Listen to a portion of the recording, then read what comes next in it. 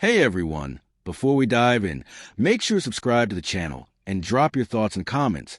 I read every single one, and your support really keeps these stories alive. I'll never forget the moment it happened. The moment my life tilted on its axis without warning. It was a Saturday afternoon, and we were at a friend's backyard barbecue.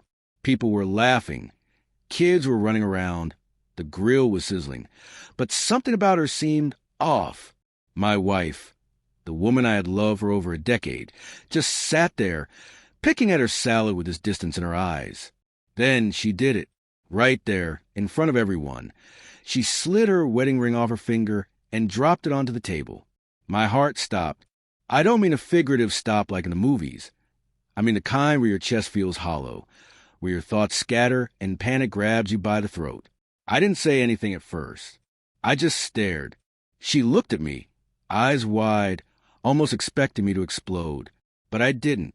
I didn't react the way she probably thought I would. Instead, I smiled. A small, calm smile that she couldn't read. "Okay," I said softly, "if that's what you need." I felt everyone's eyes on us. Whispers started.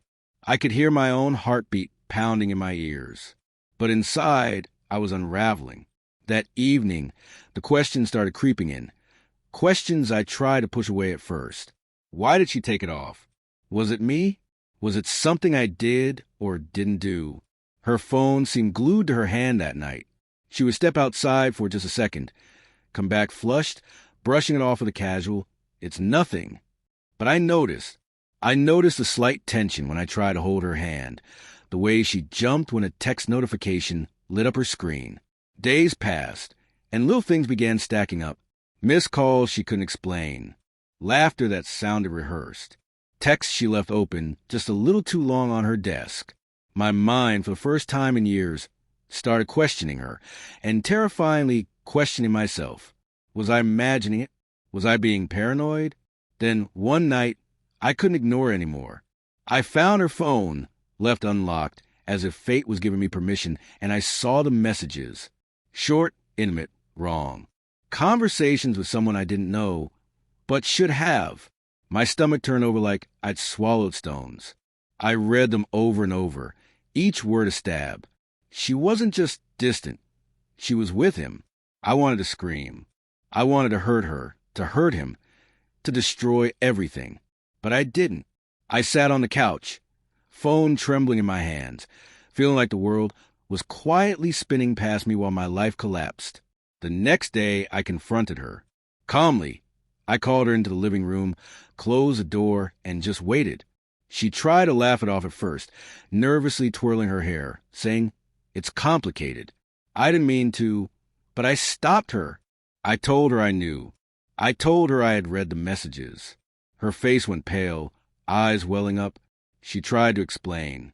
She said she was lonely, that we had grown apart, that she didn't know how to stop herself. I listened.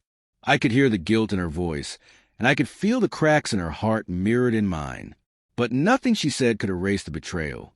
For a long moment, we just sat there, not speaking. I kept my hand over my wedding ring, still on my finger, feeling the cold metal, the weight of promises broken, and yet the stubbornness to hold on to my own integrity. She wanted forgiveness. She wanted understanding. And maybe in another life, I could have given it. But that life was gone. I realized that love alone couldn't erase the betrayal. I realized that I deserved respect, honesty, and self-respect. So I did something I never thought I could. I packed her things. Slowly, deliberately. I didn't yell. I didn't plead. I just moved with quiet certainty. When she asked what I was doing, I looked her in the eyes and said, "I'm taking back my life." She left that night, walking out into the dark like someone stepping into a storm without an umbrella. And I stayed behind, alone, sitting on the couch, feeling the weight of my own heartbeat, feeling the echo of our years together, and feeling something I hadn't felt in months. Peace. The hardest part wasn't the leaving. It was remembering every laugh, every kiss, every promise that now felt like a lie. But I survived it. I rebuilt slowly. I learned that betrayal doesn't have to define you, that heartbreak doesn't have to erase your strength. And now, whenever I look at my ring, I don't feel pain. I feel resilience. I feel lessons learned, trust reclaimed, and the quiet power of choosing yourself over someone who chose betrayal. So, if you're watching this and you felt that kind of heartbreak, remember, it's okay to let go.